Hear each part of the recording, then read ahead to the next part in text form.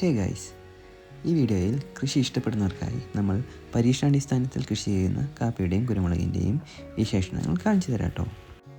ഈ കാണുന്ന പ്ലോട്ടിൽ 2 വർഷം മുന്നേ ഇപ്പോൾ കേരളത്തിൽ ട്രെൻഡിങ് ആയ വിയറ്റ്നാം മോഡൽ കുരുമുളക് കൃഷി ചെയ്യാൻ ആയിരുന്നു പ്ലാൻ. എന്നാൽ ഈ പ്ലോട്ട് റോഡിൽ നിന്നും കുറച്ച് ദൂരമായതിനാലും പിന്നെ അതിന് കൺസ്ട്രക്ഷനിൽ വരുന്ന ഭീമമായ initial investment, labour charge and transportation cost നമ്മളെ വലിയൊരു ഫണ്ട് ഇൻവെസ്റ്റ്മെൻറ്റിൽ എത്തിക്കും. സോ അതിന് ബദലായി എന്തു താങ്ങുമരം ചൂസ് ചെയ്യും ചിന്തിച്ചപ്പോൾ ആണ് പ്ലാവിൽ എത്തിച്ചേർന്നത്.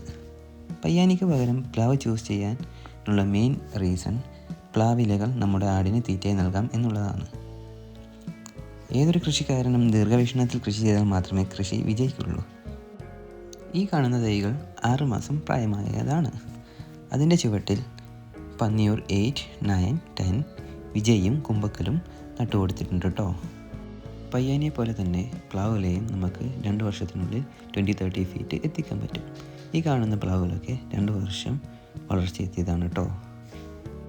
പിന്നെ ഇൻ്റർക്രോപ്പ് സിസ്റ്റത്തിൽ പ്ലാവുകൾക്കിടയിൽ എന്ത് നടും എന്ന് ചിന്തിച്ചപ്പോഴാണ് നമുക്ക് കാപ്പി നട്ടാലോ എന്നൊരു ചിന്ത വന്നത്.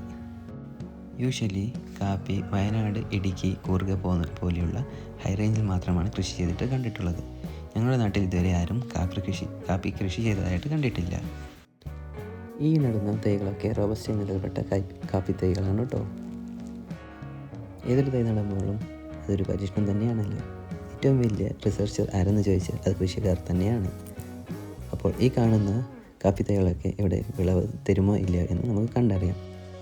ഈ പ്ലോട്ട് തൈകളുടെ ചുവടൊഴികെ ബാക്കിയൊക്കെ കാട് മൂടി കിടക്കുന്നതിൻ്റെ കാരണം മെയിനായിട്ട് സോയിൽ ഇറോഷൻ തടയാൻ വേണ്ടിയാണ് കേട്ടോ. അപ്പോൾ താങ്ക്സ് ഫോർ വാച്ചിങ്. ബൈ.